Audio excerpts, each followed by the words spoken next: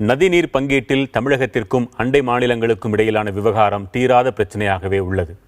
பாலாற்றின் குறுக்கே தடுப்பணை கட்டி நெருக்கடி தரும் ஆந்திரம் ஒருபுறம், கேரள கர்நாடக மாநிலங்களுடனான நதிநீர் பிரச்சனைகள் மறுபுறம். விரிவாக பார்க்கலாம். நதிநீர் பங்கீடு பிரச்சனை என்றாலே உடனே நினைவுக்கு வருவது காவிரி நதிநீர் பிரச்சனை தான். தமிழகத்திற்கு உரிய காவிரி நீரை வழங்க கர்நாடகா தொடர்ந்து மறுத்து வருகிறது. இதை எதிர்த்து தமிழக அரசு உச்சநீதிமன்றத்தில் வழக்கு தொடுத்திருந்தது. எனினும் இதுவரை தமிழகத்துக்கு தேவையான தண்ணீரை பெறுவதிலும் காவிரி மேலாண்மை வாரியத்தை அமைப்பதிலும் தமிழகத்தின் சட்ட போராட்டம் தொடர்ந்த வண்ணமே இருக்கிறது. இதற்கிடையே காவிரியின் குறுக்கே மேகதாதுவில் அணை கட்டவும் கர்நாடகா முயன்று வருகிறது. கர்நாடகாவுடன் காவிரி நீர் பிரச்சனை என்றால் கேரளாவுடன் முல்லைப்பெரியாறு அணை பிரச்சனை.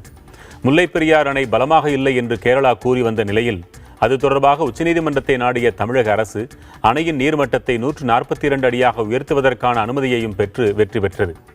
தற்போது முல்லைப்பெரியாறு அணையின் நீர்மட்டத்தை 152 அடியாக உயர்த்த தமிழக அரசு முயற்சி எடுத்து வரும் நிலையில் கேரளாவோ முல்லைப்பெரியாறு அணையின் பாதுகாப்பு குறித்து கேள்வி எழுப்புவதோடு புதிய அணையை கட்டப்போவதாகவும் கூறி வருகிறது.